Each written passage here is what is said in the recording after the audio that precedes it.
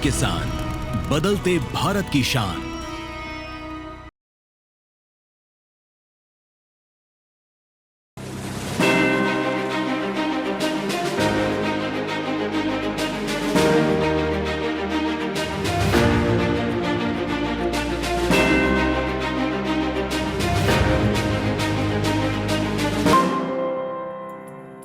संवर रहा है किसान, मुस्कुरा रहा है किसान, क्योंकि बदल रहा है किसान। जी हाँ, नमस्कार, आप देख रहे हैं डीडी किसान और मैं हूं आपके साथ राधिका चौधरी। आज डीडी किसान की टीम मध्य प्रदेश पहुंच गई है। मध्य प्रदेश के इंदौर जिले में है और राला मंडल गांव में है। आज हम बात करेंगे अनाज और दालों में मूल्यवर्धन की, वैल्यू एडिशन की, कि किस तरह से हमारा किसान जो है वो बदल रहा है, उनकी आमदनी बढ़ रही है और इसमें विज्ञान की कितनी भागीदारी है, सरकार की तमाम योजनाएं धरातल पर किस तरह से काम कर रही हैं। क्योंकि बात जब वैल्यू एडिशन की होती है तो जो हमारा किसान लगाता है, उगाता है, उसमें वो कितना वैल्यू एडिशन कर पा रहा है, किस तरह से वो मार्केट में अपने प्रोडक्ट को लेकर जा रहा है, उस पर चर्चा होगी। तो चलिए, चंद कदमों की दूरी है, इन्हीं खेत खलिहानों से होते हुए किसानों के गाँव घर चलते हैं।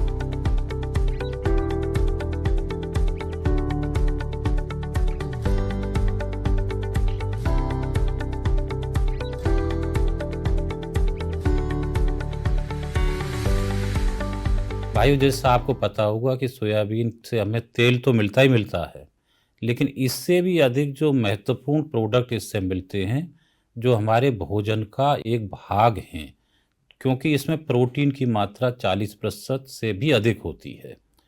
अतः अगर आप सोयाबीन लगाते हैं, न केवल इसको मार्केट में एज तिलहनी फसल बेचें, बल्कि ज़्यादा अच्छा होगा कि इससे फूड प्रोडक्ट्स बनाएं। बहुत सारे फूड प्रोडक्ट्स जिनकी ट्रेनिंग हमारा अनुसंधान संस्थान भी देता है, और भी बहुत सारी जगह आप ये सीख सकते हैं। इससे टोफू बनाया जाता है, सोया मिल्क बनाया जाता है, और आजकल बहुत हाई वैल्यू प्रोडक्ट्स जैसे सोयाबीन कंसनट्रेट है, सोयाबीन आइसोलेट्स है, जिनमें प्रोटीन की मात्रा 70% या उससे भी अधिक है, और इनकी मार्केट्स में डिमांड्स है। जो लोग आज जिम जाते हैं, जिनको प्रोटीन की ज़्यादा आवश्यकता होती है, उनके लिए ये बड़े महंगे दामों पर स्टोर्स में मिलता है।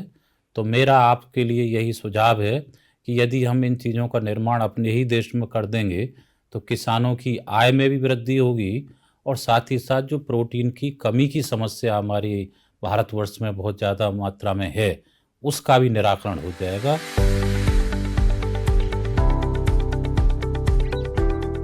मध्य प्रदेश को दलहन प्रदेश भी कहा जाता है, जहां देश में सबसे ज्यादा दलहन का उत्पादन किया जाता है।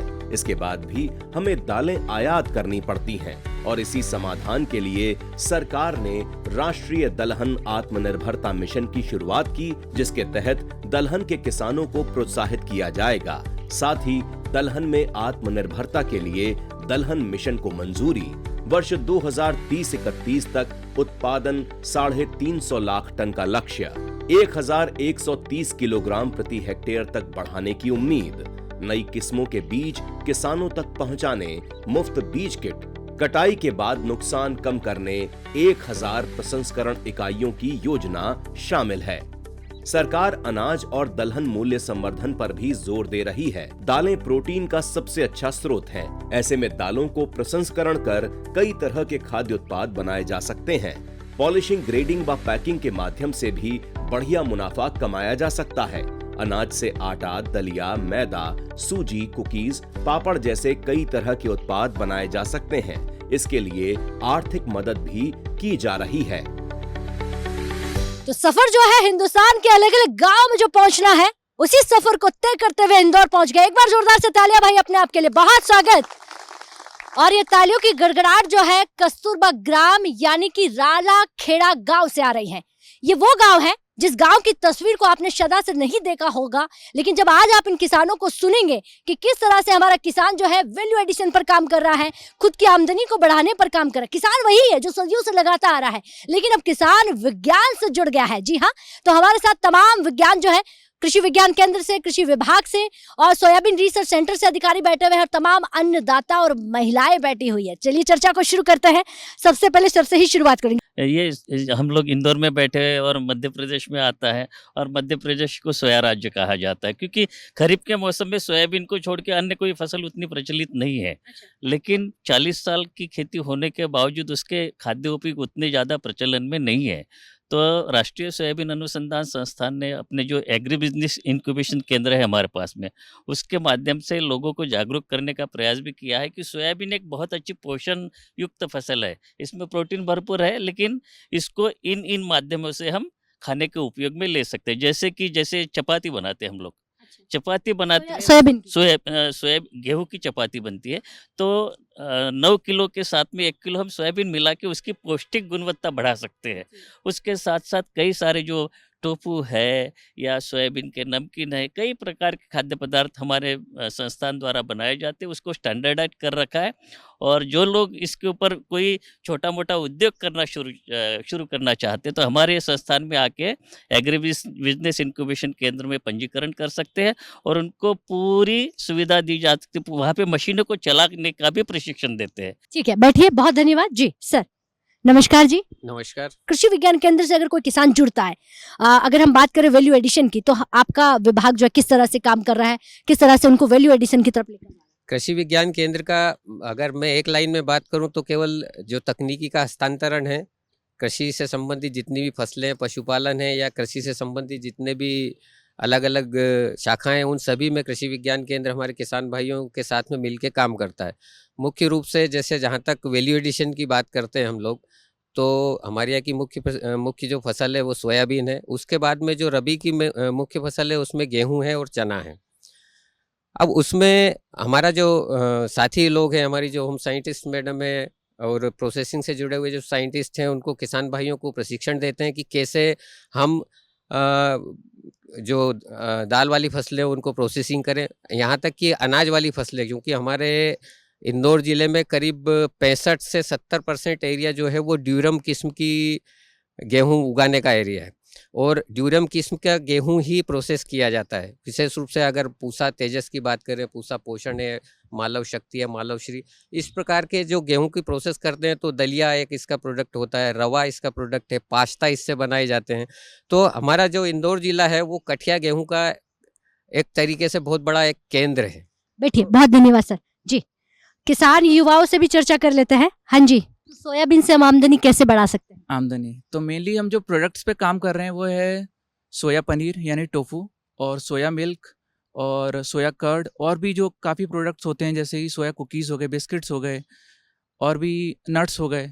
ये सारे प्रोडक्ट्स हम बना सकते हैं। उसमें भी वैल्यू एडिशन कर सकते हैं। जैसे टोफू में भी कई प्रकार के टोफू होते हैं, जैसे मसाला टोफू हो गया, इसमें भी कई प्रकार के जाते हैं।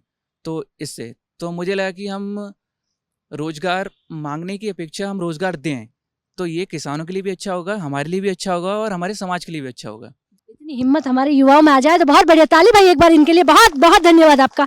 सर आप खड़े हो जाइए जी। नमस्कार जी। नमस्कार मैम, मैं लाखन सिंह सीताराम जी गहलोत। टोपी उत्तराखंड वाली या हिमाचल वाली, तो है कहाँ से आप? मैं यहीं का देपालपुर का निवासी हूँ। देपालपुर के पास में एक छोटा सा गांव है शाहपुरा, वहाँ रहता हूँ मैं।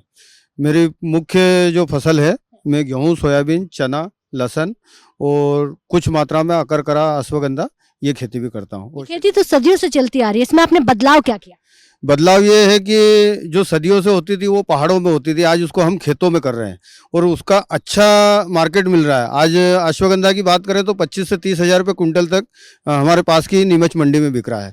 तो पहले खेती जरूर होती थी पर उसका उपयोग नहीं था, उसकी आमदनी नहीं हो रही थी। आज आमदनी बढ़ गई है? आज आमदनी बढ़ गई है उससे। कितनी? जो सरकार लगातार हुकार भर रही है, हमने 2 गुना कर दी है, 2 गुना कर दी है, तो कितनी बढ़ गई है? नहीं, अपन 2 गुना या 4 गुना उससे नहीं कह सकते हैं। बाकी ये है कि पिछले अगर 10 साल पहले देखें तो इंदौर जिले में अश्वगंधा या अकरकरा को कोई पहचानता भी नहीं था। आज केवीके के माध्यम से, कृषि विभाग के माध्यम से, ये सारे हार्टिकल्चर, एग्रीकल्चर विभागों के माध्यम से किसानों ने उसको अब खेत में लगाना शुरू कर दिया। पहले वो पहाड़ों पर मिलती थी ये औषधि। जैसे मैं गेहूँ की बात करूँ तो हमारे इंदौर में गेहूँ अनुसंधान केंद्र है, सोयाबीन अनुसंधान केंद्र है। यहाँ से नई नई किस्में जो किसानों को मिल रही है उससे रोग प्रतिरोधक क्षमता वाली किस्में भी मिल रही है, साथ ही साथ अधिक उत्पादन लेने वाले भी उस पर भी कार्य कर रहे हैं। तो उसमें कुछ किसानों को जो बीज मिलता है उससे हम अच्छा बीज पैदा करके बाकी के किसानों को भी दे रहे हैं, तो उससे किसानों को निश्चित तौर पर फायदा हो रहा है। ठीक है, बैठिए। जब फायदा हो रहा है तो चलिए आगे बढ़ते हैं और किसानों से बात करते हैं। जी नमस्कार। नमस्कार। देखिए, पूरा अगर हम बात करें तो हम सब अन्नदाता है, किसान है, कहीं ना कहीं किसान फैमिली से आते हैं।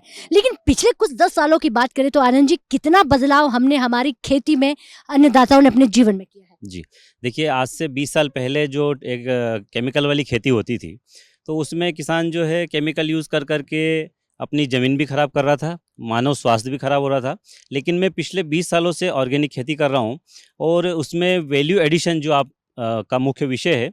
तो मैंने जब जैविक खेती प्रारंभ करी तो उसके साथ साथ जो सरकार का एक नारा था कि भाई हम कैसे किसान को उन्नत बनाएं, तो उस दिशा में मैंने कार्य किया और जैविक खेती से उगने वाली फसलों को कैसे वैल्यू एडेड करके और कैसे सब्जियों की खेती को जो सीधे उपभोक्ताओं को मिले, इस ओर मैंने विशेष ध्यान करके उसकी मार्केटिंग और सेलिंग पूरा काम अपने हाथों में रखा। और आज हम कह सकते हैं कि जितनी भी फसलें हैं हमारे 17 एकड़ फार्म की, वो सारी चीज़ों का वैल्यू एडिशन और मार्केटिंग और सेलिंग पूरा काम उसका मेरे हाथों में है। ठीक है, धन्यवाद आनंद जी, बैठिए। बहुत धन्यवाद। जी मैम, आप खड़े हो जाइए। नमस्कार, मैं रश्मि प्रचंड हूँ, सहायक संचालक कृषि हूँ, कृषि विभाग की तरफ से हूँ। और हमारे जो फार्मर्स हैं वैल्यू एडिशन में ऐसा हमको डायरेक्ट सब्सिडी नहीं देते हैं, परंतु हम उनको अच्छा उत्पादन के लिए तो वो बताइए, आप किस पर सब्सिडी देते हैं? हम उसी में चले जाएंगे। हमारा किसान तो जहाँ फायदा है वहीं पहुँच जाएगा। आप सब्सिडी बताइए कहाँ कहाँ उपलब्ध करवा रहे हैं? हम राष्ट्रीय खाद्य सुरक्षा मिशन में गेहूँ, सीरियल्स और पल्सेस दोनों में सब्सिडी देते हैं। और करीब 10,000 रुपये की सब्सिडी पल्सेस में होती है, जिसमें हम सीड हम लोग देते हैं, क्योंकि अच्छा सीड किसान बहुत समय पर खरीद नहीं पाते हैं, तो उनको हम सीड अवेलेबल कराते हैं। साथ में 4100 की सब्सिडी अकाउंट में देते हैं उनको, और सीरियल्स में 2000 रुपीज़ पर क्विंटल के हिसाब से सब्सिडी देते हैं उनको। जी ठीक है, बैठिए। जी मैम। हाँ जी नमस्कार। नमस्कार। किसान है आप? पहले हमारी महिलाएं कहती थी मैं एक हाउसवाइफ हूँ, तो अच्छा हाउसवाइफ से किसान तक का सफर तो बताइए कैसे हुआ? बस हाउसवाइफ ही थे, बट फिर खेती करते थे तो हमें लगा कि हमें भी कुछ करना चाहिए खेती में। खुद से हम दालें वगैरह उगाते थे, सीधे मंडी में जाती थी, पर हमने सोचा कि हम खुद करें, खुद ब्रांड बनाए हमारा, खुद प्रोसेसिंग करें, और हमने शुरू किया उसको। हमें उससे बहुत लाभ मिलने लगा और हमारा एक ब्रांड की एक पहचान मिली। आपने कब शुरू किया ये सब? 6 से 7 साल हो चुके हैं हमको। अच्छा। जी मैम। तो कितना बेनिफिट, कितनी महिलाएं जुड़ी हुई आपके साथ? मैम काफ़ी महिलाएं जुड़ी हुई हैं मेरे साथ, और जो उनको बहुत लाभ मिलता है हमसे, हमारे साथ। पहले जो आप दालें लगाते थे, चना लगाते थे, ये जो मूंग दाल देख रही हूँ, ये सब सीधा मार्केट में ऐसे ही जी मैम, ऐसे ही जाता था और उसका इतना फायदा तो हमको मिलता नहीं था। देखिए जरा ये क्या लेकर आए हैं वो देख लेते हैं, थोड़ा सा इनको दिखाइए। ये अपने हाथों में वो लेकर आई हैं जिन महिलाओं को कभी मालूम नहीं था कि हम भी कुछ ऐसा कर सकते हैं, जो बड़े बड़े बिजनेसमैन करते हैं, जो बड़ी बड़ी कंपनियां कर रही हैं। वो प्रियंका जी अपने घर बैठकर एक छोटा सा काम किया है वैल्यू एडिशन के माध्यम से। आपने पैकेजिंग बहुत अच्छी की है। ये कहाँ से सीखा आपने? नाम भी बहुत सुंदर दिया है आपने। ये ऑर्गेनिक है या किस तरह से? ऑर्गेनिक है, ऑर्गेनिक, फुल ऑर्गेनिक है। इसमें कुछ भी रसायन वगैरह कुछ नहीं है। अच्छा। जी मैम। और लगाना ठीक है, उगा लिया, लेकिन पैकेजिंग करना है, नाम देना है, एक ब्रांड बनाना है, ये सब कहाँ से सीखते हैं? सब मैम सोशल मीडिया से सीखा हमने जी। और ब्रांडिंग वगैरह भी हम सब ऐसे ही करते हैं सोशल मीडिया से, और माउथ मार्केटिंग ज़्यादा हुई है हमारी। एक जो खाते हैं ना उसको दूसरों को बता के और आते हैं हमारे पास लेने के लिए। अब इसे बेचने के लिए कहाँ जाना पड़ता है या मार्केट खुद ही आ जाता है? हमारे पास मार्केट आता है आपके घर? जी जी मैम। हमें कितना, मतलब अगर मैं सालाना इनकम पूछूं तो कितनी हो जाती है? सालाना तो अभी मैं एकदम ठीक से बता नहीं पाऊंगी आपको। चलिए सीबीआई वाले ना आ जाए, आप मत ही बताइए। लेकिन चलिए कम से कम हमारी महिलाओं के लिए कहने के लिए ये हो गया है कि इनकम इतनी हो जाती है कि मैं आपको बता नहीं सकती। बैठिए, बहुत धन्यवाद। तो देखिए लगातार जो आज की चर्चा है वो वैल्यू एडिशन पर चल रही है, इंदौर जिले से चल रही। वक्त हो गया एक छोटे से ब्रेक का। ब्रेक के बाद फोन हाजिर होता है, आप कहीं मत जाइए।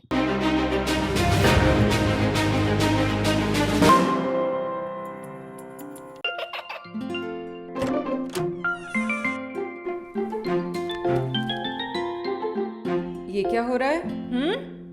काशवी, इतने कम मार्क्स?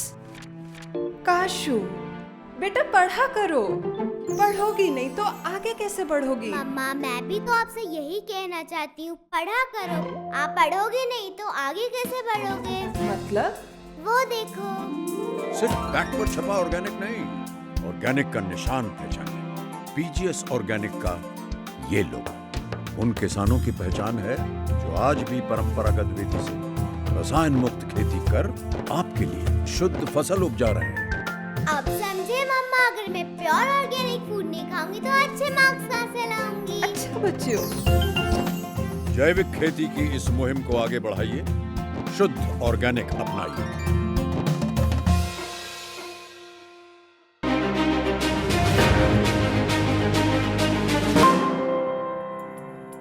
तो ब्रेक के बाद बहुत स्वागत। चर्चा को आगे बढ़ाते हैं और बात करते हैं आज के अन्नदाताओं से। मध्य प्रदेश के किसान हैं, किस तरह से वैल्यू एडिशन कर रहा है, क्योंकि किसान जो लगाता है वो अब समझ गया है कि सीधा मार्केट में नहीं बेचना है, अब विज्ञान का साथ लेकर उसे बहुत अच्छे दामों में बेचना है। नमस्कार जी।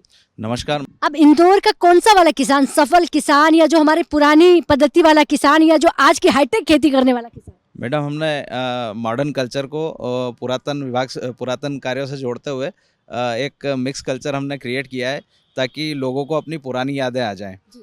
जी, हम दलहन की खेती करते हैं, साथ ही मसालों की और अनाज की भी खेती करते हैं। दलहन में मूल्यवर्धन पर कैसे काम कर रहे हैं, उसकी आमदनी बढ़ाने के लिए क्या कर रहे हैं? जी, मेन तो सबसे पहली बात मैं कहूँगा, जो खेती पद्धति हमने इजाद की है उसमें खेती की जो है उर्वरा शक्ति बनी रहती है और हमें दूसरी फसलों में लागत कम आती है। दलहन की आप जब बात कर रहे हैं तो हमने दलहन को तैयार किया, हमने तुअर पैदा की, हमने मूंग पैदा किया और चना पैदा किया, साथ ही उसे दाल बनाकर हमने अपनी ब्रांडिंग की और उसे ऑनलाइन प्लेटफॉर्म पर उतारा और इसका मूल्य भी हमने तय किया। इसके कस्टमर भी अभी हमसे खुश है। मेरे पास ज़्यादातर 60 साल के जो कस्टमर आते हैं वो हमारी दाल उठाते हैं और बिना भाव के हमसे खरीदते हैं और उनका सिर्फ एक ही जवाब होता है कि ये दाल हम पहले बचपन में खाते थे। हमने फिर से हाथ घट्टी को प्रमोट किया है क्योंकि मैं ये दर्शाना चाहता हूँ कि इंडस्ट्री लगाने के लिए बहुत ज़्यादा पैसे की। हाथ घट्टी थोड़ा सा समझाइए कि हाथ घट्टी क्या है? हाथ घट्टी मैडम एक ट्रेडिशनल तरीका है दाल बनाने का, जो हमारे भारत की एक परंपरा रही है, हमारे गाँव की एक पहचान रही है। महिलाएं हाथों से घट्टी फेर के दाल बनाती थी। बिल्कुल बिल्कुल। आजकल जो पुरानी जो हाथ घट्टी रहती थी, एक्चुअली उसमें न्यूट्रिशन लॉस नहीं होता है दालों का। ये एक रिसर्च में बताया हुआ है कि न्यूट्रिशन लॉस नहीं होता है और पुराने तरीके से बनी हुई दालें स्वाद अधिक देती है। ठीक है, बैठ जाइए। बहुत धन्यवाद जी। तो अब हमारा किसान ये समझ गया है कि बेचने की समस्या नहीं है, अगर हम कुछ अच्छा लगाते हैं तो मार्केट खुद आपके पास आएगा। जी मैम। हाँ जी, नमस्कार मैम। इंदौर की महिलाओं को आत्मनिर्भर बनाने के लिए आप क्या कर रही हैं? मैम, हमारे साथ शिवनगर गांव की स्वयं सहायता समूह की महिलाएं यहाँ पे उपस्थित हैं और मैं 10 साल से जो है स्पेशली अपने जो मध्य प्रदेश राज्य है यहाँ पे सोयाबीन का सबसे ज़्यादा प्रोडक्शन किया जाता है। तो इसके मूल्य संवर्धन के लिए हमने सोयाबीन का आटा बनाना, क्योंकि यह नॉन पेरिशेबल आइटम है, जल्दी ख़राब नहीं होता, और दूध बनाना, टोफू बनाना, नट्स बनाना इत्यादि बहुत सारे खाद्य पदार्थ जो है उसका प्रशिक्षण मैं देती हूँ मेथड डेमोन्स्ट्रेशन के तहत। दूसरी चीज़ ये है मैम, हमारी जो स्वयं सहायता समूह की जो सशक्त महिलाएं यहाँ पे हैं, इसी तरह हमारे जो भारत सरकार का एक प्रोजेक्ट आया था न्यूट्री स्मार्ट विलेज का, जो हमारे ग्राम के माचल गांव के किसान भाई उपस्थित हैं। तो माचल गांव में भी मेरा 6 साल तक जो है न्यूट्री स्मार्ट विलेज में काफ़ी सोयाबीन और चने का प्रोसेसिंग। कितने गाँव तक आप पहुँची हैं मैम? अभी तो मैम बहुत गाँव हो गए हैं, कम से कम 20-25 गाँव। तो कितनी महिलाएं जुड़ी हुई? मैम हज़ारों की संख्या, हज़ारों के आसपास। ठीक है, बैठिए। बहुत धन्यवाद जी। हज़ारों महिलाओं को आप प्रशिक्षण दे रही हैं, उन्हें बता रही हैं कि किस तरह से आप अपने ही चीज़ों को और आगे बढ़ा सकती हैं। जी सर। हाँ जी सर। नमस्कार, मैं गजानन खादीवाला, ग्राम माचल, तहसील देपालपुर, जिला इंदौर का किसान हूँ और मैं अपनी ज़मीन में फसल विविधकरण अपनाता हूँ। मतलब अभी सारी प्रकार की फसल मैंने मेरे खेतों में लगा रखी। जैसे एक व्यापारी जनरल स्टोर खोल के बैठता है कि उसके दुकान में सारा सामान मिल जाए, उसी प्रकार मैंने मेरी ज़मीन में भी सारी फसलें लगा रखी है। अनाज है, दलहन है, औषधि फसल है, आलू, लहसुन, प्याज, सारी फसलें, ताकि कोई भी अगर अपने से कांटेक्ट करता है या कोई भी खरीदने के लिए प्रयास करता है तो सारी फसल मेरे घर पे उसको उपलब्ध हो पाएगी। आपने कहा कि जनरल स्टोर बना रखा। जनरल स्टोर किसको कह रहे हो आप? अपनी खेती को। मैं मेरी खेती को जनरल स्टोर बोल रहा हूँ क्योंकि पशुधन से मेरा बायोगैस चलता है, बायोगैस स्लैरी से मैं जैविक खेती में कर लेता हूँ। मतलब मेरी ज़मीन का वेस्टेज पशु को खिलाता हूँ, पशु का वेस्टेज बायोगैस को देता हूँ, बायोगैस का वेस्टेज वापस ज़मीन में चला जाता है। इस तरह से फसल चक्र और फसल विविधकरण मेरी ज़मीन में मैंने अपना रखा है। बहुत स्मार्ट तरीके से खेती कर रहे हैं। मुझे सुन के बड़ा अच्छा लग रहा है कि हमारा किसान अब कितना जागरूक हो गया है। आप मुझे एक चीज़ बताइए कि किसान आज से 15 साल पहले, 10 साल पहले की अगर मैं बात करूं, किसान तो हमारे दादा परदादा भी खेती करते आए और वो जो खेती करते थे बहुत अच्छी थी। आज की खेती में विज्ञान का तड़का लग गया, इससे कितने फायदे हो रहे हैं? विज्ञान का लगने से मैडम इतना फ़ायदा है कि मैं खुद भी बचपन से खेती किसानी से जुड़ा हुआ हूँ, लेकिन मैंने पढ़ाई करते करते बीकॉम फाइनल करने के बाद में नौकरी और जॉब की तरफ कोई सोचा नहीं, डायरेक्ट खेती किसानी ही अपनाई। और उसमें पढ़े लिखे होने के कारण मुझे केवीके, कृषि विभाग, सोया अनुसंधान सभी से जुड़ता गया धीरे धीरे, क्योंकि आजकल तो इसका ज़माना है मोबाइल का, तो सभी बातें पता भी हो जाती है। और उस जो भी स्कीम क्या जो भी नवाचार या नई पद्धति कि अपन अपना उत्पादन कैसे बढ़ा सकते हैं, मैंने अपनी ज़मीन में उसको अपनाया है और अधिक से अधिक उत्पादन लिया है और कम से कम खर्चे में अधिक उत्पादन लेने का प्रयास करता हूँ। ठीक है, बैठिए, बहुत धन्यवाद। तो देखिए, ये हिंदुस्तान की बदलती हुई तस्वीर आप देख रहे हैं, जब महिलाएं भी आपको मिल रही हैं, जब पुरुष अब वो खेती नहीं कर रहा जो खेती हमारे दादा परदादा सदियों से करते आए हैं, अब विज्ञान वाली खेती है, जिस विज्ञान के माध्यम से किसान की दालें दलहन तमाम जो ऐसे ही मार्केट में जाया करता था, आज वैल्यू एडिशन हमारा किसान कर रहा है। किसान समझ रहा है, समझदार बन रहा है, इंटरनेट का ज़माना है, विज्ञान का ज़माना है। यही नहीं रुकेंगे, क्योंकि लगातार यहाँ पर नेशनल सोयाबीन रिसर्च सेंटर की बात हो रही है, तो चलिए वहाँ पर चलते हैं और देखते हैं कि किस तरह से वैल्यू एडिशन पर काम हो रहा है, किस तरह से हमारे महिलाओं को, किसानों को, अन्नदाताओं को आगे बढ़ाने का काम किया जा रहा है। तो हम चौपाल से आपको जैसा हमने बताया कि हम सोयाबीन रिसर्च सेंटर चलते हैं कि वो किस तरह से यहाँ पर हमारे दलहन के क्षेत्र को और बढ़ा रहा है, वैल्यू एडिशन पर काम कर रहा है। तो नेहा जी के पास हम आ चुके हैं। नेहा जी नमस्कार। नमस्कार, मेरा नाम नेहा पांडे है। मैं वैज्ञानिक हूँ, खाद्य प्रौद्योगिकी मेरा विषय है और वैल्यू एडिशन पे ही हम लोग काम करते हैं यहाँ पे। सोयाबीन यहाँ की मुख्य फसल है मध्य प्रदेश की, इसलिए सोयाबीन का ये इंस्टीट्यूट हमारा इंदौर में स्थित है, जिसमें हम लोग वैल्यू एडिशन पर काम करके सोयाबीन के क्या क्या खाद्य पदार्थ बना सकते हैं उसके ऊपर हम लोग रिसर्च वर्क करते हैं और उसी की हम ट्रेनिंग देते हैं महिलाओं को, किसानों को और जो स्टार्टअप्स आजकल जैसे स्टार्टअप इंडिया चला हुआ है मूवमेंट, तो उसके अंडर कि नए यंग एंटरप्रेन्योर्स को किस तरह से सोयाबीन से हम क्या क्या बना सकते हैं। सोयाबीन तो सब लगा रहे हैं, अब आप मुझे गिनवाएंगे कि हम कितनी सारी चीज़ें सोयाबीन से बना सकते हैं। सोयाबीन एक ऐसी वर्सेटाइल क्रॉप है कि उसमें प्रोटीन होने की वजह से वो हर तरह से ढाली जा सकती है। उससे आप दूध के अनेक व्यंजन बना सकते हैं, दूध, पनीर, दही, छाछ, श्रीखंड, ये सब जितने भी दूध के आइटम हैं ये सारे सोया मिल्क से भी बनाए जा सकते हैं। इसी तरह से सोया आटा जो कि प्रोटीन का बहुत अच्छा स्रोत है, 50% उसमें प्रोटीन होता है, उससे हम काफ़ी तरह की वैरायटीज़ बना सकते हैं। जितनी भी हमारी ट्रेडिशनल रेसिपीज़ हैं उन सब में हम उसको डाल सकते हैं। शक्कर पारे, नमक पारे, सेव, हलवा, उपमा, केक, बिस्किट, इन सब चीज़ों में, लड्डू, इन सब चीज़ों में सोया आटा का इस्तेमाल किया जाता है और उसका कोई फ्लेवर अलग से महसूस नहीं होता है, स्वादिष्ट रहता है, तो प्रोटीन भी आपको मिल जाता है और टेस्ट में भी कोई इफेक्ट नहीं होता। ओके, तो हमने कभी सोचा नहीं होगा, लेकिन आप अभी देखेंगे कि जो सोयाबीन है, सोयाबीन की फली और सोयाबीन तक सीमित था, आज उसके हज़ारों प्रोडक्ट आपको मिल जाएंगे। अगर मैं मार्केट की बात करूँ तो हम मार्केट कैसे अवेलेबल कर?